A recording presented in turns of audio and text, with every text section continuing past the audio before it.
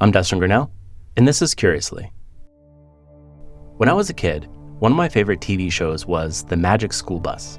It first aired on PBS from 1994 to 1997 as part of the network's educational programming for children. The show embedded science lessons inside fantastical adventures, all wrapped up in a neat 30-minute package. Each episode followed Miss Frizzle, this zany, fearless teacher who turned learning into an expedition. Want to study the solar system? Rocket the magic school bus into space and see the planets up close. Curious about the weather? Fly straight into a hurricane and experience air pressure and storm systems firsthand. But one of my favorite episodes was when Miss Frizzle shrank the class down and took them inside the human body to learn about germs and the immune system. That wild ride through veins, organs, and cells transformed a biology lesson into an unforgettable adventure. For years, I knew I wanted to write a fictional story about people miniaturizing themselves with advanced technology and venturing into the human body on a mission. Last year, I finally gave it a shot. I imagined a device called a quantum manipulator, technology that reduces the space between subatomic particles, shrinking a person down to microscopic size so they can be injected into the body. I came up with two characters, Abby and Jackson, a married couple who had become early explorers of the human body through their touring business. It's science fiction, and as is often the case with me, I like to give my sci-fi premises a little heart. So I imagined that Abby and Jackson's relationship weakened over time and ultimately broke. 2 years later, Abby receives a call from a wealthy client. He had hired Jackson to enter his body, travel to his brain, and carry out a dangerous mission. But something goes wrong, and Jackson goes dark. Abby is asked to go inside the client's brain to rescue her estranged husband. Now, a quick note about style. I wrote this story in free indirect style. It's written almost like a documentary. There's a lot of telling in the show don't tell sense, but within that telling, there's also showing. Scenes and dialogue are embedded within the narration. I love this writing style because it feels like the way you might tell a story around a campfire. It has a sweeping quality, almost like folklore, and it felt like the perfect vehicle for a dramatic reading. For that performance, I chose Laura Neibauer, one of the voice actors who responded to my casting call through Sean Pratt, who joined me on my 2024 episode, Inside the Mind of a Master Audiobook Narrator. Laura brought this story to life beautifully, capturing its emotional core with a dramatic yet understated performance, while honoring every nuance of the language. And finally, a shout out to Massasoit Community College. I'm recording this in one of their studios as part of the radio and podcasting certificate program I'm taking through their media arts department. I hope you enjoy this story, and without further ado, here it is.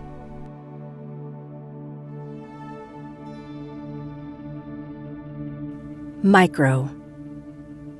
By 2070, the shrinking of objects had become an ordinary miracle. A person could enter another person's body the way their grandparents had once boarded airplanes.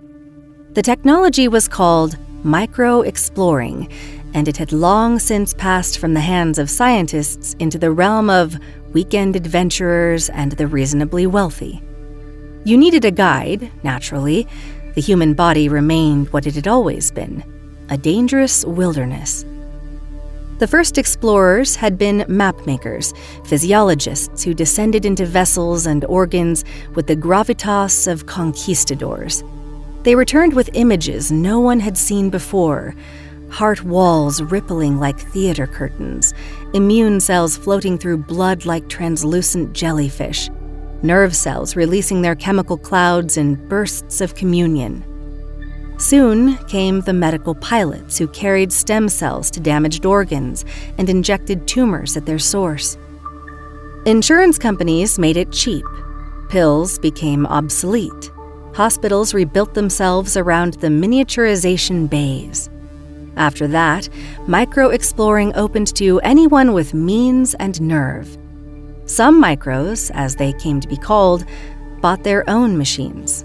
Though this was rare as yacht ownership, most people rented microships at facilities that ran shrinking sessions throughout the day, launching vessels into volunteers the way airports once sent planes toward distant continents, back before teleportation made air travel obsolete. Though it wasn't technically illegal, Certain regions remained forbidden, in the same way skiing out of bounds was forbidden. Possible, but not meant to be done. The brain was too delicate. Its neural networks were too easily damaged. One wrong turn could scramble vital structures. The lungs unfolded into mazes that had claimed many expeditions, their teams lost among alveoli like spelunkers in unmapped caves. The heart killed quickly. Several famous expeditions had entered its chambers and been crushed or flung into vortices, their vessels broken and digested by immune cells. Like bodies left on Everest before the mountain crumbled in the earthquake, lost ships simply stayed lost, their crews absorbed into the body they'd tried to navigate, or eliminated without the host ever feeling a thing. Rescue missions rarely succeeded. The government had tried for a time, but the rescuers often needed rescuing themselves, and the program was shut down. The few survivors were those who made it to accessible regions where extraction teams could port in and pull them out. For years, Jackson and Abby had gone where others would not. The married couple pioneered the body the way Shackleton had pioneered Antarctica, and their first ascents became legend. The lungs' capillaries, the kidneys filtering nephrons, the full length of the digestive tract, earning them a kind of fame they hadn't sought or expected. They went part-time at first, weekend warriors, until they realized they could make a living from exploration itself. Through body ventures, they guided paying customers through vessels and organs, showing them the interior country of themselves. For years, the work was good. Then Abby left. Their separation became as famous as their expeditions, though no one knew exactly why they had split. Some said there had been infidelity, but anyone who knew them dismissed this. They'd loved what they did and had loved doing it together. Everyone assumed they would grow old together and be buried in the same mountain grave. But something had changed, and Abby walked away from Jackson and the business. 2 years went by, and Abby heard nothing from him. Then came the message from Spencer, an assistant to the billionaire inventor Charles Wheeler, saying that Jackson had been marooned in Charles's brain during a dangerous mission, the kind of mission only Jackson would accept, prohibited, highly paid, nearly impossible. While the brain was largely unexplored, some teams had gone bandit, as it was called, defying regulations. The first team to enter a volunteer's prefrontal cortex had wandered carelessly, pushing through tissue, effectively lobotomizing the host, who now required full-time care. Most micros stayed away. But Jackson had never been cautious. Spencer said Charles had commissioned him for a burn mission, to go into his hippocampus and wipe out the memories that haunted him. Memories that, some claimed, had left the old man crippled with grief. Abby had always admired Jackson's nerve, even as she suspected it masked something darker, perhaps an unconscious wish for obliteration. Daily life seemed inadequate for him. He pushed boundaries compulsively, riding his motorcycle too fast on dark roads, taking expeditions into conditions that should have killed him. Yet his perfectionism had kept him alive. He worried over every detail, planned neurotically, never succumbed to summit fever. The adventurers who sweated the details, he used to say, lived longest. On micro-expeditions, Jackson had sometimes pushed too far to give clients their money's worth. He once took a handful of tech entrepreneurs into the kidneys, where the filtration process could trap and crush ships. Only his skilled, some even called it gifted, piloting got them out alive. He told Abby afterward, joking that it would only have been an issue if he died. She hadn't found this devil-may-care attitude charming, but she couldn't deny he regularly accomplished the impossible. In her Brookline condo, Abby set down her phone after listening to Spencer's message. She sipped wine and considered the situation. Part of her felt Jackson could handle himself. He was a grown man who had chosen dangerous work. Another part wondered if he'd finally pushed too far. Spencer said Jackson's ship had gone dark after passing the blood-brain barrier. Charles wanted her to find him and finish the mission. He would explain everything when they met. It took 2 hours to reach Charles's estate in the Berkshires.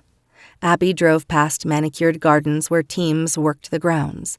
A thin man with a pale, angular face opened her door and greeted her. It was Spencer. He led Abby through the mansion, past a circular staircase into a study lined with books. In the center was a hospital bed. Charles Wheeler lay there. The old man had a wrinkled face and kind eyes, and he said he knew everything about her from his files. He would pay well if she retrieved her husband and completed the job. Hearing someone call Jackson her husband felt strange after they'd been apart so long. Abby told Charles to describe the mission, and he explained without hesitation. He'd wanted Jackson to enter his hippocampus and burn away tissue containing memories of his late wife. A long life had given him many memories, he said, but one memory especially was too profound for his mind to carry.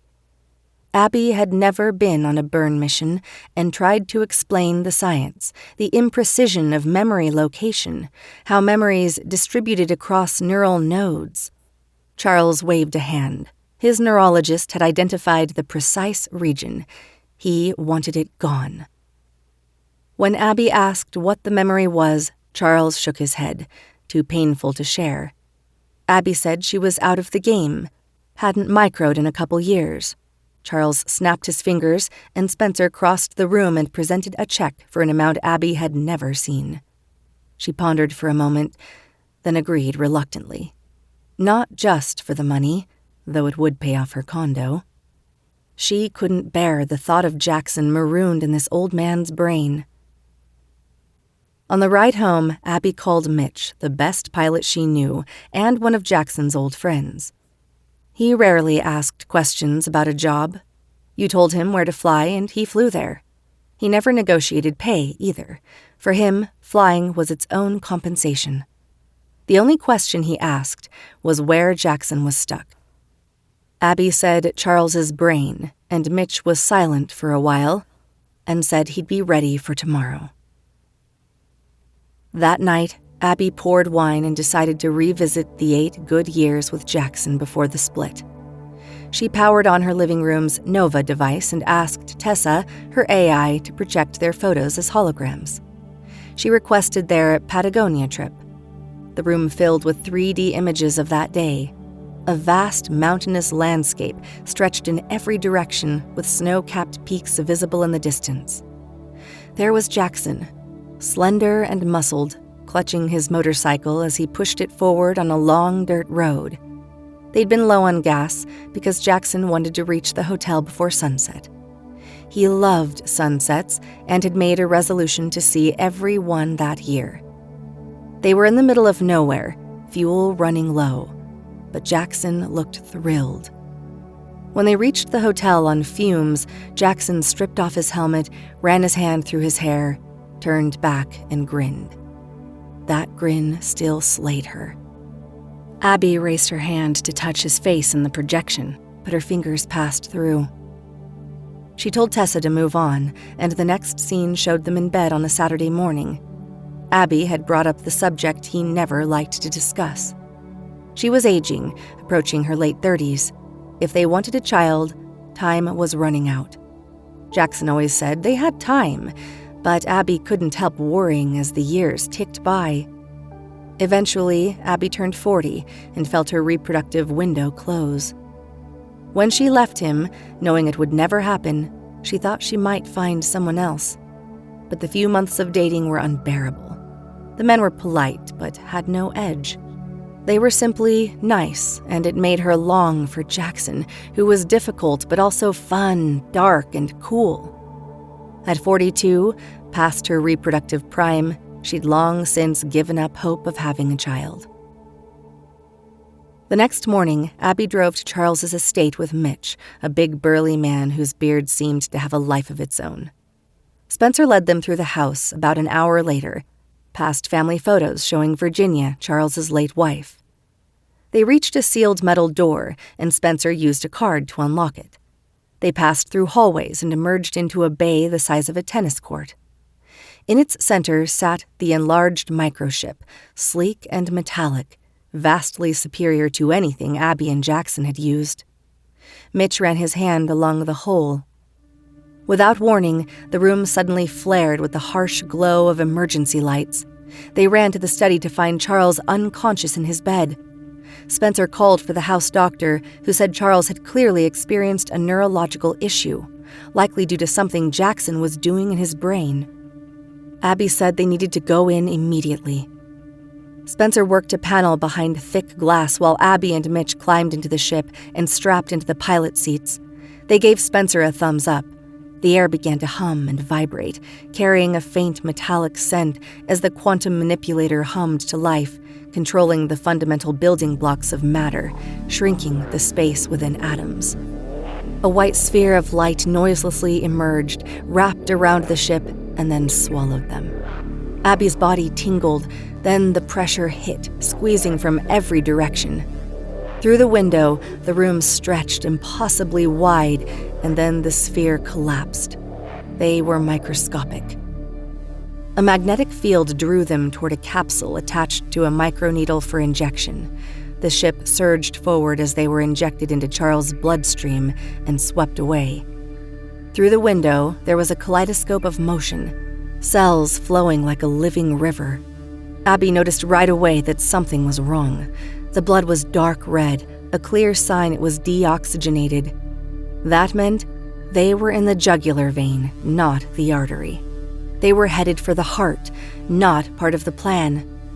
As the bloodstream swept them through narrowing vessels, Abby thought about the challenge ahead. The G-forces in the atrium would be mild, under 1 G, but the ventricle would be far more intense, 3 to 5 Gs. Abby handed control to Tessa for the entry. Few people could navigate the heart. They strapped in and braced themselves. They sliced through the superior vena cava, a massive tunnel, and passed into the heart. The chamber was dim and cavernous, walls rippling. Opening ahead was the tricuspid valve, 3 sail-like flaps that snapped shut behind them just as they slipped through. They'd made it into the right ventricle. Tessa told them to hold tight. The ventricle contracted, and the blood went from stillness to a jet stream.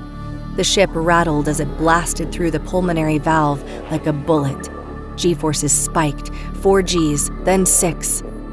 Abby let out a long breath, the kind she didn't realize she was holding. They'd made it through the heart without everything blowing to bits, but they weren't finished yet. The right side of the heart was responsible for sending oxygen-poor blood to the lungs through the pulmonary artery, where it picked up oxygen and sent it back to the left side of the heart. That would be the most violent part of the journey, and Abby would need her AI more than ever. Moving into the lungs, they passed through pulmonary capillaries, where oxygen transferred from breath to blood. The walls were thin and translucent, barely wide enough for red blood cells to squeeze through single file. As they made their way back toward the heart, Abby addressed Tessa, hoping for a flight plan, maybe words of encouragement. But there was no response. She checked the computer. Error message, connection lost. They were approaching the left side of the heart without AI support. Abby paused, and then an idea hit her. She switched frequency and sent out a distress. Jackson, this was Abby. If he could hear her, they were heading into the heart and could really use his help. For a moment, there was nothing but static, and then a crackle came over the radio. A beat passed, then his voice. Abby? What the hell was she doing there? She didn't have time to explain. She said that her AI had failed and they were on their own. Mitch spoke up to say, "Howdy, partner," and they didn't have the chops to pull it off. "Copy that," Jackson replied. Over the radio, Jackson guided them, confirming that the left side was almost easy compared to the right. The first chamber, the left atrium, he explained, would be the calm before the storm.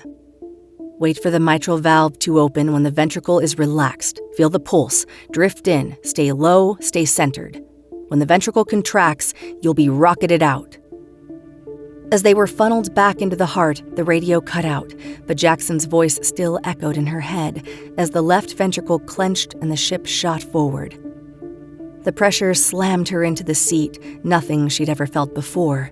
She was terrified, worried about the hull's integrity, but Mitch seemed to be having the time of his life, hollering a feral yee-haw as they blasted into the brachiocephalic artery on the way to the brain. Tessa finally came back online, apologizing for the blackout. There had been an unexpected power surge, she said. Jackson's voice followed, adding that Spencer had knocked them offline. Spencer, in fact, was behind it all. He'd sabotaged Jackson. Abby asked why he'd do that. Good question, Jackson said. He didn't know either. Abby and Mitch passed through the circle of Willis, a looping network of arteries at the base of the brain. Through translucent walls, there were flickers of light, neural pulses, brain cells firing, talking. Suddenly, they reached the blood-brain barrier, a reddish membrane. At Abby's command, Tessa aimed the ultrasound disruptor. Focused sound waves loosened the tight junctions until a microscopic gap opened, and they slipped through into protected brain tissue. It wasn't long before Jackson's ship appeared ahead, scarred from collisions with countless structures. "Park that thing and get in here," he said. A few minutes later, Abby entered the docking station. The door swung open, revealing a lean man with a few days' worth of beard shadow and tousled hair. Still impossibly handsome. And that smile, that damn smile. He still smelled amazing too, even after days of navigating, she realized as he hugged her. Could they just fix his ultrasound gun and get out of here? Jackson waved her into his ship. Did she want a drink? They weren't going anywhere for a while. Mitch wrapped his old friend in a big bear hug, then headed for the ship's blood pool to suit up and check on the ultrasound gun. Jackson offered Abby a mezcal martini, just like the ones they'd had on their motorcycle trip down Baja Strip a few years ago. She exhaled. Not exactly time for a drink, but she accepted anyway, knowing it might calm her nerves. So how had he messed up this time? Abby asked. It wasn't his fault, Jackson said. Their ultrasound gun just went dead. He insisted Spencer had something to do with it. 20 minutes later, Mitch's voice came through the ship's speaker. He was outside at the guns. Tessa had helped him examine them remotely and found the problem. The frequency modulation had been altered, causing low-frequency ultrasound instead of high. Low frequency could cause swelling and bleeding. With Tessa's help, the guns were coming back online, charging fast. Jackson called Mitch back inside. There was a drink waiting for him. Just then, the air felt charged. A high-pitched ringing tore through Abby's ears, and the ground pitched beneath her feet. Mitch yelled that the brain was hemorrhaging. The guns were working but wouldn't shut off. Debris flew in every direction. Abby screamed at Tessa to kill the ultrasound system now. Tessa said she'd tried to shut it down, but all the entry points in the code had been disabled. Another voice on the radio. This time, it was Spencer. He apologized for the malfunction. It wasn't his intention to hurt any of them. Jackson accused Spencer of sabotage. Why? Because Charles' mission was misguided, Spencer explained. He wanted to burn out memories of Virginia because the pain was too great, because he couldn't stop reliving the day she died. Abby said it was Charles's choice. But it was the wrong choice, Spencer went on. First, you can't just delete a memory, a particular moment in time. Burn missions couldn't discriminate with that level of nuance, so you'd burn out the good with the bad, like a cancer therapy destroys healthy cells as well as cancer cells. If you accidentally torched that moment of Virginia, Charles might only remember her leaving and never coming back. Abby was just about to scream enough when the ship rocked violently, knocking her and Jackson off their feet. Scrambling on her hands and knees, she yelled that they needed to get Mitch in the ship. She sprinted to the blood pool and saw a silver helmet breaking the surface. "Mitch!" She ran over and reached out. Their hands almost met when a metal table slid across the floor and struck Mitch in the face mask. His body went limp and sank below the surface. "Mitch!" She screamed for Tessa to help, deploy the arm, anything, but nothing happened. Then a beat, and Spencer's voice cut through. He'd taken Tessa offline, and Mitch was gone. Jackson's voice crackled over the speaker, ordering her to the cockpit. Abby sprinted down the hallway. Blood seeped through the cracks in the walls. She burst into the cockpit, and an idea hit her. "Jackson, start the ship's self-destruct." "You want me to blow up my ship?" She explained that Spencer had compromised his ship, but not hers. "Got it," Jackson said, initiating now. 5 minutes. Go to the airlock. Jackson helped Abby through the airlock. They ran to Abby's ship and sealed themselves inside. Jackson took the pilot's chair. They detached, and the ship jerked loose.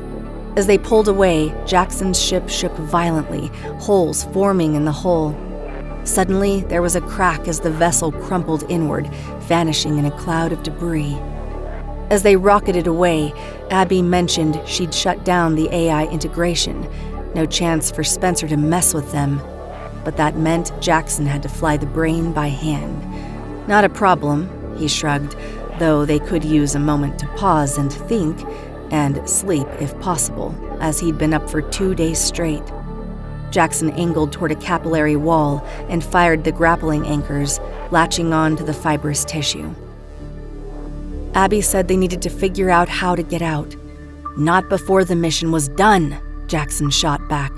"The mission was over," Abby pressed. "Not for him. He'd been hired to do a job." Typical, Abby thought. Jackson had always been selfish, always putting himself first, always choosing to be alone rather than in a partnership. She yelled that he probably hadn't even cared, that they'd been separated, probably gave him time to focus on his adventures. Jackson rolled his eyes. He never could stand her nagging. Not enough time with her, too little interest in her friends and family. And then he hit her with the real reason she'd left. He hadn't wanted a baby. She'd agreed at first, hoping she could change his mind. When she realized she couldn't, she left. "Okay, fine," Jackson said. He didn't think spending Saturdays hunting for baby formula and managing nap schedules was exactly cool.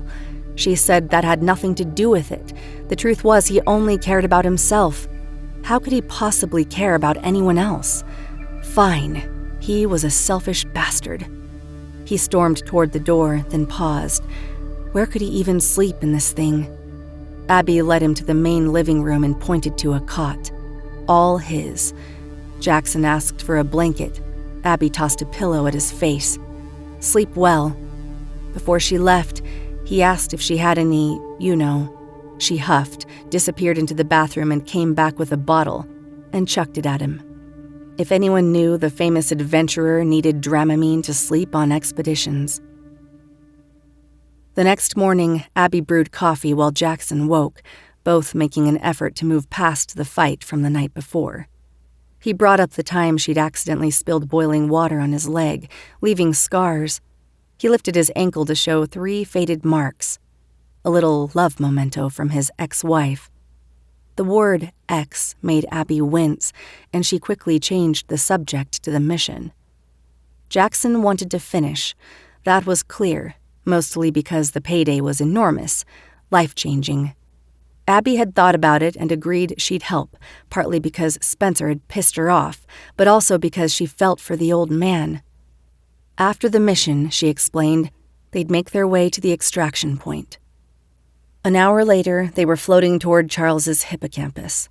The brain's memory center loomed like a massive seahorse-shaped structure. Jackson checked his tablet.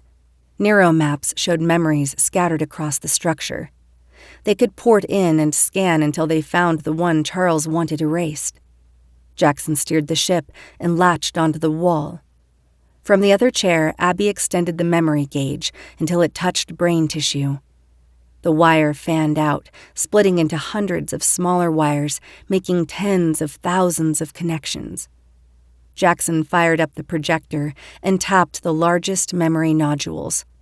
The room filled with scenes from Charles's life that involved his late wife. First, a young Charles and Virginia painting their first apartment light blue. They flopped onto a blanket on the floor. Charles poured champagne. To the start of their beautiful life in a crappy apartment, Virginia giggled. She wouldn't have it any other way. Next, Virginia straightening Charles's bow tie before he received the Nobel Prize for discovering quantum manipulation. Her husband, the famous inventor. He'd figured out how to reorganize subatomic particles, but still couldn't tie a bow tie. Next, Charles and Virginia dropping their son off at college. Max looked nervous. Charles said everyone was going to love him, just like he loved him. Max said he wished Mom could be there. Abby realized that Virginia had died before Max had left for college. They were close to the memory, Jackson said, and tapped the second largest nodule. It was a night scene. "This is the one," he whispered. Abby and Jackson watched Charles fling open the car door and sprint toward the guardrail along a remote stretch of road. Police cars and an ambulance cast flashing light across the scene. Tire marks led to a break in the rail. Charles ran forward, yelling, "No, no, no," and peered down the embankment. 50 feet below, a gray Mercedes was pressed against a tree, hood crushed. He screamed, "Virginia!" and stepped down the slope, but tripped, tumbling down. He pushed himself up and ran toward the smoking car. Firefighters worked the jaws of life on the driver's side door. Through the smashed windows, Charles saw Virginia's profile, hair streaked with blood, eyes closed. He shouted, but the firefighters told him to stand back. Charles sidestepped a fireman and leaned toward the window, shaking her shoulder. Her eyes blinked open. "Oh, God, Virginia, what happened?" Semi-conscious, she said she was tired. "Was it time for bed yet, Charles?" She coughed blood. The fireman sawed through metal near the hood. Sparks flew. "Where did it hurt, sweetheart?" She mumbled something impossible to make out. She was almost out. Just had to hang on. The saw screeched. The door was almost off. Flames erupted from under the hood. They needed to work faster, damn it. More sawing. The door was coming loose when flames poured from every crack. Charles clasped her hand through the shattered window. The fire spread along the side of the car and up the windshield. The firefighters shouted at Charles to back up. They were going to hit it with water. They yanked him away. He fell screaming, kicking as they dragged him clear. Then the fire hit a fuel leak. Explosion. The car was swallowed in flames. The screen went black. Jackson sat there, crying softly. His fist was pressed against the button that had cut the feed. They both stayed silent, knowing exactly why someone might want to delete a memory like that. Abby rubbed Jackson's back. Now she understood why Charles had sent him. When she asked why he was crying, Jackson said because he admired, even envied Charles and what he had with Virginia. They seemed to live such a full, meaningful life, while he was just a loner, adventurer, flitting from job to job, unattached even while they'd been together. But that was just who he was, Abby said. He needed adventure or he'd go crazy. Jackson agreed and said that he'd lived an exciting life and was proud of his accomplishments. But what those two had, real commitment, growing old together, raising a boy into a man, was an achievement of its own, a road he hadn't traveled, yet he finally understood the appeal. He'd never had it when he was young, no model to follow. He needed images of something like this to help him invent it. Now he had them. Abby had never heard Jackson this vulnerable, and it unlocked something in her. Did he want to know what some of her favorite times had been together? The big adventures were great, of course, but the moments she'd liked most were the quiet ones. Sunday mornings, She'd be reading on the couch while he sat at the other end with a map, plotting the next expedition. No phones, no email, no screens. They'd pause to share ideas and chat. It was so nice. Sometimes she would look over and think that this was it. This was the good life. Jackson smiled. It really was the good life. And maybe Spencer was right too. If they erased this memory, Charles might only remember that Virginia had left and never came back. People could explain what happened, but would he believe them? Knowing she left and never returned would be its own kind of trauma, a new source of grief. So, was he saying they shouldn't delete it? He nodded. Maybe they shouldn't erase any memories, no matter how bad or traumatic. But what about the money? He shrugged. He could go back to guiding, find a wealthy client who wanted to tour the kidneys. So what now? He looked out at the swirling blood. Get the hell out of there. Just then, a sudden thud hit the ship's hull, then another, then thumping all around. An alarm blared, red lights flashed. They ran for the cockpit. Something was wrong. Were they being attacked? By what, immune cells? That couldn't be right. The anti-immune system was always running. It had gone down. They'd be dead in minutes. Jackson checked a panel, his face going white. It was down. Abby pulled up the biochemical readouts. Charles was having a massive immune response. CRP levels were spiking. Inflammation markers were the highest she'd ever seen. This was Spencer again. He must have injected Charles with something bad, causing a full cytokine storm. Another heavy thud snapped their attention to the window. A spindly, star-shaped cell with long, probing arms pressed against the glass. More of them drifted behind it, sweeping the area. What were those things? Microglia, Jackson said, the brain's security guards, immune cells on the hunt for intruders. And what were they doing? Trying to swallow them? Jackson pressed buttons, the tether retracted and the ship jolted free. They needed to get out of the brain, but they couldn't get past the blood-brain barrier without the ultrasound gun. They would have to find another way. As they sped off, cells smashed against the hull from all directions, like an icebreaker plowing through ice. Ahead, the blood-brain barrier shimmered into view, a tightly woven wall. So what was the plan? Abby yelled, gripping her chair. Jackson flipped switches and shoved the thruster forward. The ship lurched, accelerating hard. What was he doing? They were going to crash. The barrier was fortified. They'd bounce right off. Jackson started explaining what he was doing. Did she know his favorite books? The Odyssey and the Iliad. Odysseus was wily, cunning, a great warrior. He'd faced a wall of his own once. Troy had been impossible to enter, completely fortified. So how had they gotten in? Ahead, a massive T-cell loomed, all blobby and pulsating. Jackson turned the ship toward it. Abby panicked. Wasn't that a cell up ahead? He knew. Good, so let's go around it. No, their course was perfect. They were close now. Turn! Jackson leaned forward, pressing the ship straight at the cell until they rammed its gelatinous membrane and burst through. They were inside a T-cell. Jackson told Abby he was taking inspiration from the story of the Trojan horse, and then it clicked for her. He wanted to ride the immune cell through the brain's barrier, just like soldiers getting into Troy by hiding in a fake horse. Brilliant. She wondered if Tessa would have thought of that.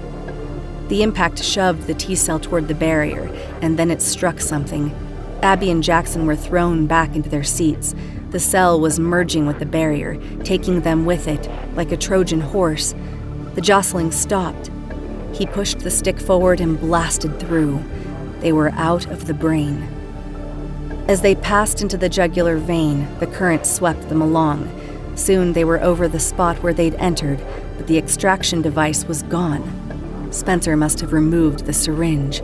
They'd have to find another way out. They discussed options. The digestive and urinary tracts would end with them dying in public water systems. The lungs were useless. You couldn't ride the breath out. Abby said they should head north to the head, multiple natural orifices. the mouth via saliva or nose via mucus. Jackson voted for the mouth. He'd rather get coughed out than sneezed out. He pulled back on the stick and the ship stopped. He twisted the wheel to spin around. What was he doing? Going upstream, he said, eyes fixed on the objects outside the window. Abby had never heard of anyone navigating upstream. It was like driving into oncoming traffic on a highway. But Jackson did things nobody else had ever done. Abby held tight as they traveled up the neck, Jackson turning to avoid cells and debris. They piloted through branches of the external carotid artery, winding toward the lower face, passing through smaller capillaries supplying the jaw and mouth. Suddenly, cracking came over the radio. A voice. Tessa was back online. Abby felt a surge of relief. "Don't try to exit through the mouth," Tessa warned through the static. Spencer had Charles intubated. If they went out that way, they'd end up in the tube, get sucked in and break apart. So, where were they supposed to go? Spencer's voice boomed through the speaker. He'd closed all available exits, the mouth, the nose, the ears, and the digestive and urinary tracts, suicide missions. Jackson leaned close and winked at her. She knew exactly what he was up to. He jerked the stick and the ship shot forward. Abby started engaging Spencer, asking him why he was so determined to prevent erasing the memory of Virginia's death. Spencer believed Charles shouldn't erase a memory just because it was painful. The memory of her death was only one among many, most of them happy. He didn't need to dwell on that moment, but on the countless moments that had come before. The maps showed them getting close to the tear ducts. Abby asked if Spencer could play some of those moments for them. For Charles, it would comfort him. Spencer agreed it would. Abby put on the headset, and the memories they'd seen began playing on the screen inside Charles's mind, painting the first apartment, the Nobel, dropping Max off at college. Jackson told Abby they were at the tear ducts. Abby yelled to Spencer, "Show Charles the night Virginia died," she urged. On the screen, Abby saw it unfold, what was unfolding for Charles. Abby warned Jackson to get ready. He knew it was happening. Tears were forming. Up ahead, a bulge of liquid. Jackson propelled the ship straight into it. They screamed as they merged with the droplet and rode it out of the duct, out of Charles's body. They learned later that Charles had woken to find himself weeping. Spencer had shown him memories not only of Virginia's death, but the whole of their life together, and the old man had cried for hours, not from pain, but from something else he couldn't name. Gratitude, perhaps, or the recognition that love and loss weren't separable things. Abby and Jackson didn't leave the estate right away. Charles had invited them to stay in his guest house for a while to recover with some of the best doctors. They talked late into the night for a week, figuring out how to be in each other's presence again. Some habits returned quickly. Others had to be relearned.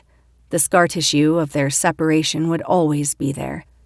But scar tissue, they knew from experience, was often stronger than the original flesh. Abby welcomed Jackson back to her Brookline condo. Eventually, they sold Body Ventures to a larger outfit and promised themselves expeditions anywhere but the human body. They talked about the child they might have had. Jackson said that perhaps he did have time to be a father after all, and that it might become the greatest adventure of his life. Charles paid them, even though they hadn't completed the mission. The old man wrote a letter saying that failing to erase the memories had been a blessing, even if he couldn't explain exactly why. Abby and Jackson didn't press charges against Spencer, but Charles still had to let him go for what he'd done. Before that, though, he thanked him for saving him from what he now understood had been an act of self-sabotage. He lived another year and was at peace, though he was eager to rejoin Virginia and create new happy memories, finally letting the old ones go.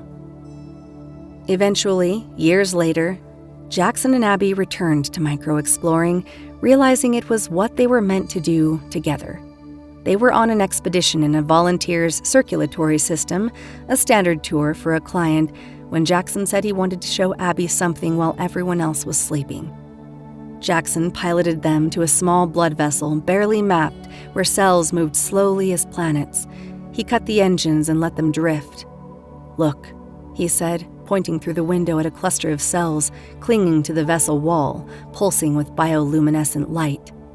Abby had seen such things before, but not like this. Not with Jackson beside her in silence, both of them watching the tiny lights pulse in the dark current like stars in an interior sky. What were they looking at? Abby finally asked. He didn't know, Jackson said. He just wanted to look at it with her. They floated there for a long time, the ship carried by the current, neither speaking or feeling the need to. The body moved around them, its machinery humming, its billion secret operations proceeding without their assistance or understanding. They were visitors in a country they would never fully comprehend, and that was all right. They were together. That was enough.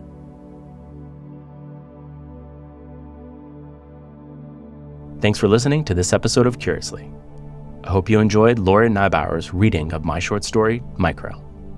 If you liked this episode, consider sharing it with someone and starting a conversation. If you enjoyed this story and would like to explore more of my writing, you can check out my other work, perhaps the Empathy Academy or the Healing Book. And if you've got a minute, I've got a new survey up, and I'd love your feedback on the show. Just head to www.curiouslypod.com/survey and tell me what you like, what you don't like, what you want more of, what you want less of. I'll read every response, and there's a good chance your feedback will shape future episodes. Thanks again for listening, and stay tuned for more conversations with people I meet along the way.